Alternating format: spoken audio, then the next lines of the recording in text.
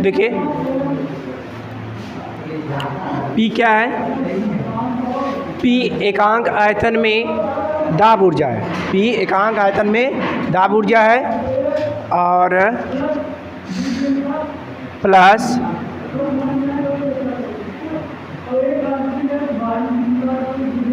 H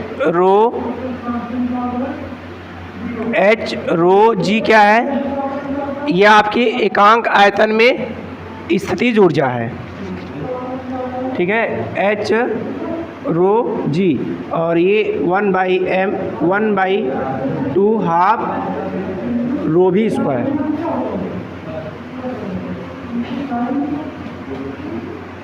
ठीक है, ये क्या है, यही बर्नौली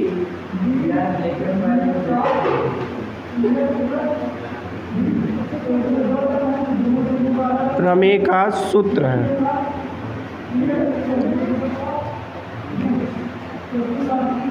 ठीक,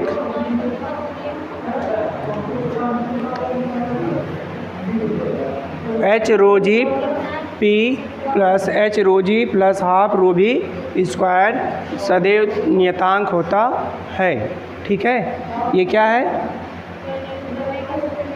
बर्नौली का सूत्र है। इसमें तीनों ऊर्जाओं का योग सदैव एक नियतांक होता है। इस बात को बर्नौली साहब ने बताया था और इसको प्रूव भी किया था। अब देखिए इसमें समझिए कि ये और ये टर्म को क्या कहेंगे। ठीक है, मान लीजिए कि ये आपका जब पानी H ऊंचाई पर और स्थिर हो तब उसमें आपका जो इन दोनों टर्म को मिला के क्या बोलते हैं हम लोग हैं, इसको बोलते हैं स्थैतिक दाब। इतने टर्म क्या बोलते हैं, स्थैतिक दाब। और ये वाला जो टर्म है इसको बोलते हैं गतिज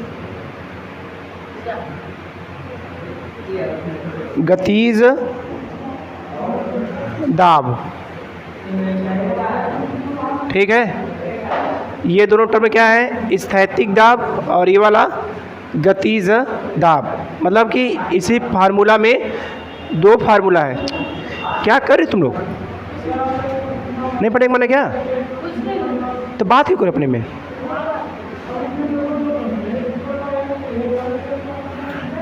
ये आपका ये दोनों मिला के क्या हो जाएगा, स्थैतिक, और ये वाला गतिज। अब बात आती है कि इसको हमने स्थैतिक क्यों कहा, बताओ, इसको स्थैतिक क्यों कहा जा रहा है इन दोनों को मिला के।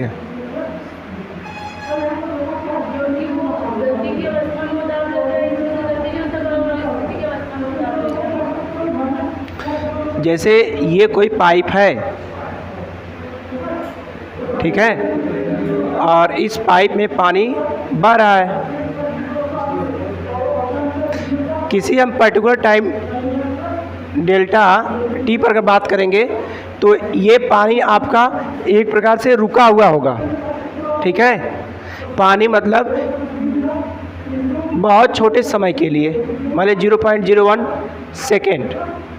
ठीक है, उस कंडीशन में ये पानी कैसा महसूस होगा, कैसा महसूस होगा, जैसे इसमें पानी धीरे धीरे बह रहा है, नली पानी बह रहा है। ठीक है, और मैं बोलूँ कि किसी बहुत छोटे समय के लिए, इसे मान लीजिए कि रफ्तार इसकी 1 मीटर पर आवर, 1 घंटे में 1 मीटर चल रहा है, तो मैं बोलूँ 1 सेकेंड के लिए इसकी रफ्तार क्या हो जाएगी, मतलब रुकी हुई महसूस होगी बट रुकी नहीं रहेगी। तो उस समय इस कंडीशन में यहाँ पर आपका दाब ऊर्जा और इसकी गतिज ऊर्जा, सॉरी स्थैतिक ऊर्जा दोनों देखेंगे तो इस दोनों टर्म को क्या बोलेंगे, स्थैतिक। इस अवस्था में ये दोनों ऊर्जाएं क्या होगी, स्थिर होंगी। ठीक है, और ये वाला जो टर्म है ये जब पानी चल रहा होगा किसी भी टाइम पर देखेंगे तो उस समय ये आपकी दाब ऊर्जा होगी। ठीक है, इसमें दो दाब है, एक स्थैतिक दाब, एक गतिक दाब। चलिए इसके बाद आपका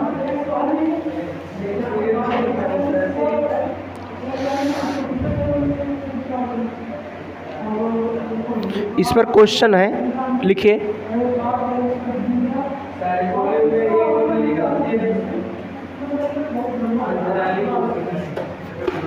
एक क्षैतिज पाइप में जल बहता है, एक क्षैतिज पाइप में जल बहता है।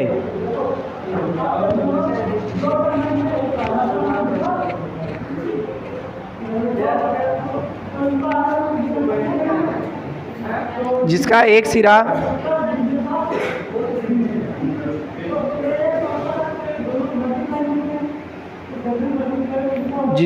सिरा वाल्व द्वारा बंद है,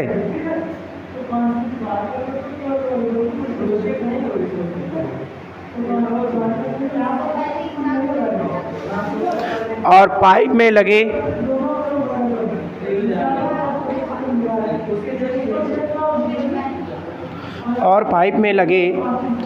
दाब मापी का पाठ्यांक 3 × 10⁵ न्यूटन पर मीटर स्क्वायर है।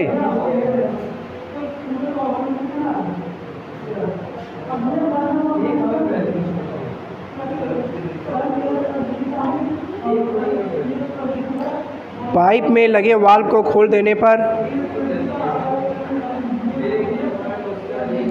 दाब मापी का पाठ्यांक 1.0×10⁵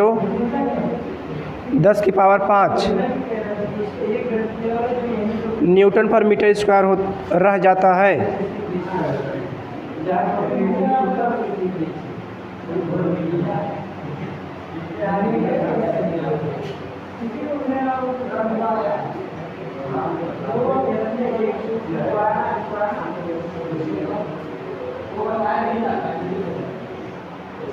पाइप में प्रवाहित जल के वेग की गणना कीजिए।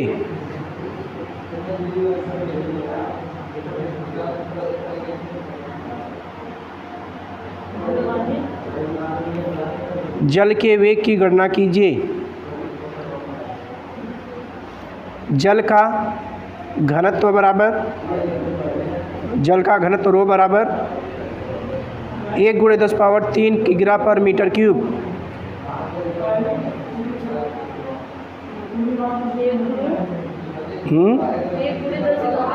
तीन किग्रा पर मीटर क्यूब।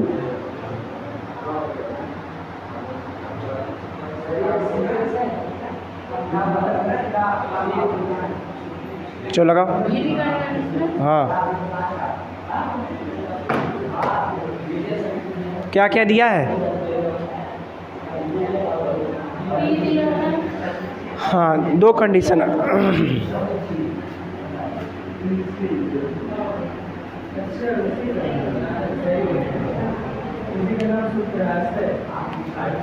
वो कपड़ा दो, कपड़ा।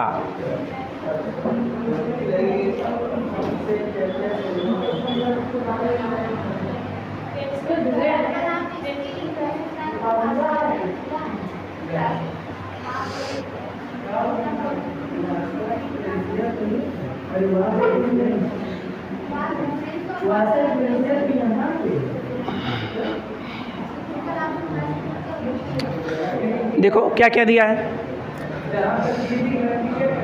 ये पाइप है,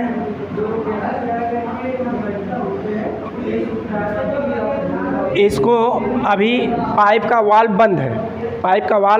बंद है, तो उस समय प्रेशर जो लग रहा था 3 × 10⁵ न्यूटन पर मीटर स्क्वायर लग रहा था। ठीक है, और जैसे ही इस वाल्व को क्या किया गया, ओपन, तब उस समय प्रेशर कितना लग रहा है?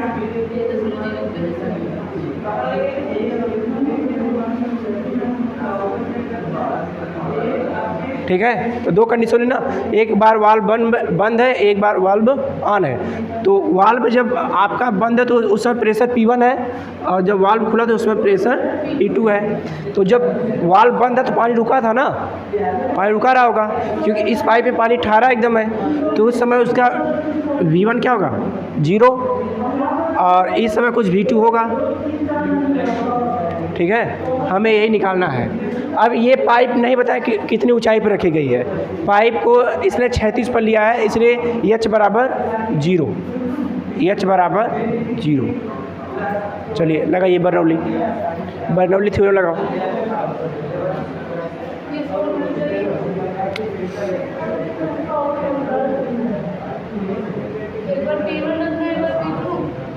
हाँ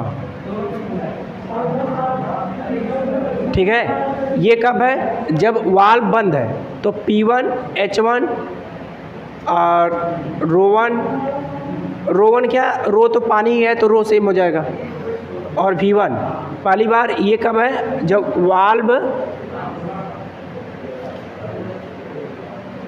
वाल्व क्या है? बंद है।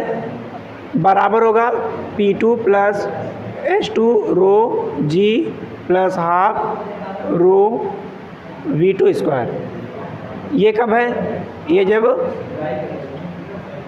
खुला है, ठीक है। तब इस समय जो आपकी टोटल ऊर्जा है बंद पर, वही ऊर्जा बराबर होगी खोलने पर, बर्नौली के प्रमेय से। लगा दीजिए।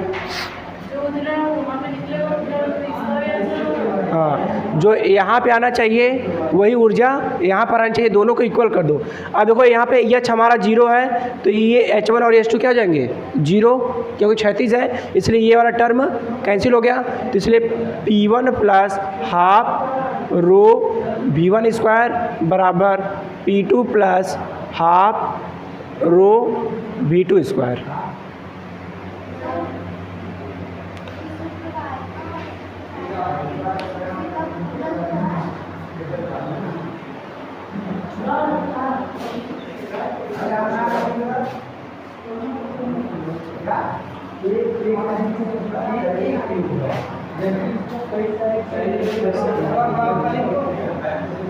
क्या नहीं, कपड़ा ही क्या?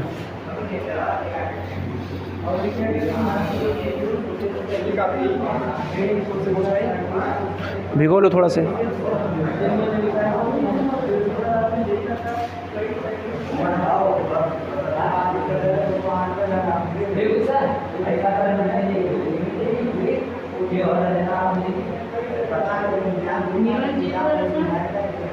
हाँ V1 0 है।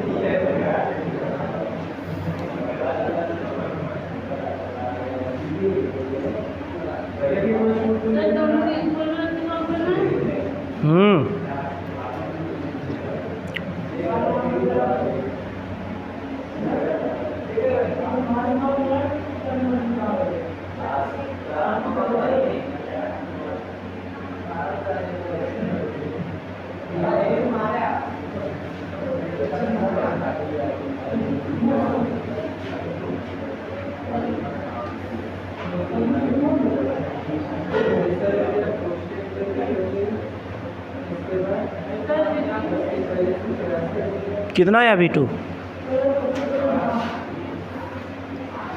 V2 कितना आया?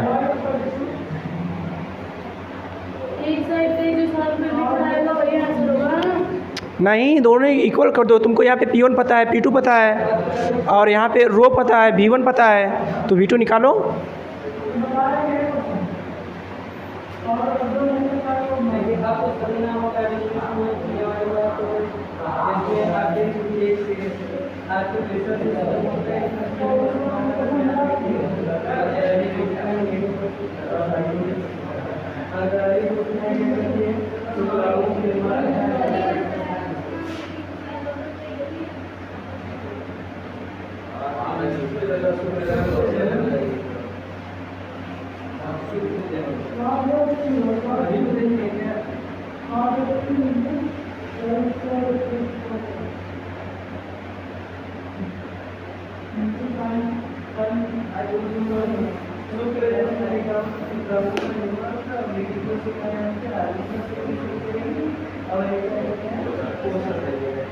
इसके बाद जब ये आपका अधिक प्रेशर में आता है तो ये क्या होता है, स्टोर होता है।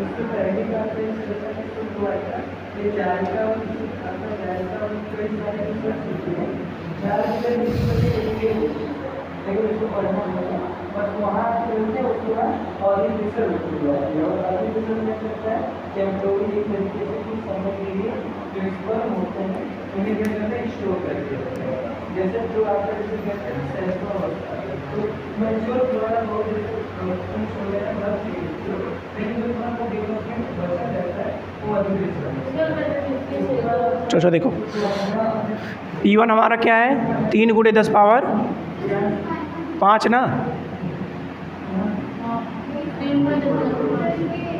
प्लस 1/2 रो का मान 1 गुणे 10 पावर 3 0 बराबर P2 1 गुणे 10 पावर 5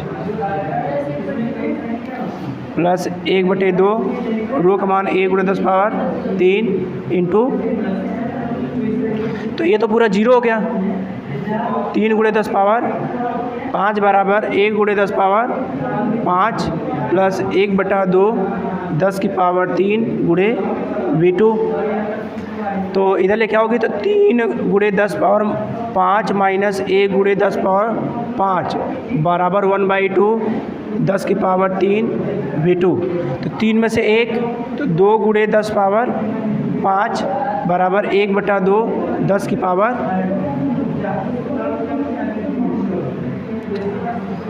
ठीक। अब इसका मल्टीप्लाई इधर करोगी तो 2 गुणे 10 पावर 5 बराबर 10 की पावर 3 इंटू V2। तो 4 गुणे 10 की पावर 5, तो 4 गुणे 10 की पावर, तो जगह 400 बराबर V2 स्क्वायर।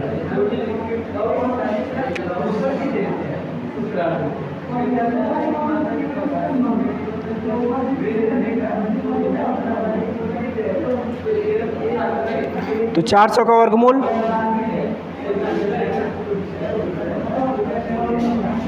400 का वर्गमूल कितना होता है? 400 का वर्गमूल 20।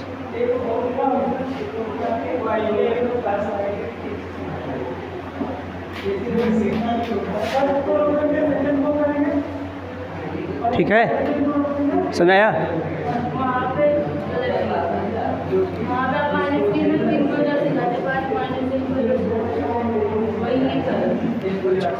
चलो करो तुम लोग करो, तुम लोग लगाओ जल्दी इसको। इसके बाद आपका 3 टर्म आता है, एक दाब शीर्ष, एक गुरुत्वीय शीर्ष और एक वेग शीर्ष।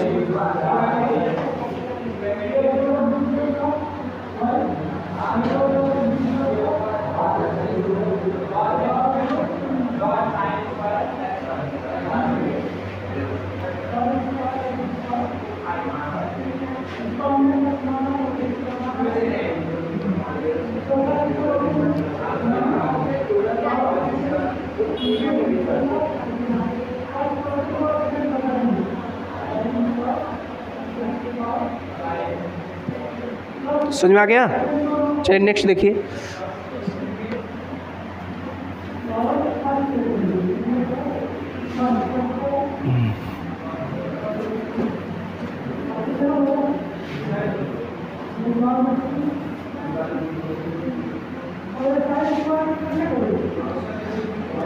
ये आपका जो बर्नौली थ्योरम है,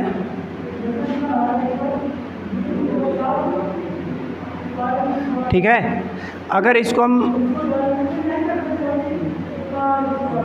रो जी से क्या करें, भाग करें, ठीक है, रो जी से भाग करें तब क्या हो जाएगा, P अपान रो जी एच रो जी अपान रो जी प्लस 1/2 रो भी स्क्वायर अपान रो जी। ये नियतांक होगा ना, बटे में ये भी रो, ठीक है। तो एक टर्म आएगा P अपान रो जी एक एच आएगा, एक 1/2 रो से रो कैंसिल, v अपान जी बराबर नियतांक। क्यों? क्योंकि रो का मान तो पानी के लिए 1 × 10⁻³ है पानी के लिए, जी का मान तो आपका 10 होगा, 10 मीटर/सेकेंड या 9.8 ही होगा। ये भी फिक्स हुआ, रो का मान फिक्स ही है, तो ये भी एक नियतांक ही होगा ना। किसी नियतांक में जब एक नियत अंक से भाग देंगे तो वो भी एक नियतांक, जैसे 100 है उसमें 5 से भाग देंगे तो 20 आएगा ना, ये भी तो नियतांक ही हो गया। इसलिए इसको मैंने क्या फिर से एक नया नियतांक बना दिया। अब देखिए इसको हम बोलते हैं दाब शीर्ष, दाब शीर्ष, और इसको बोलते हैं गुरुत्वीय शीर्ष, और इतने टर्म को बोलते हैं हम लोग वेग शीर्ष। ठीक है, चलिए करिए। होगी क्लास ख़त्म, होगी मैथ ख़त्म।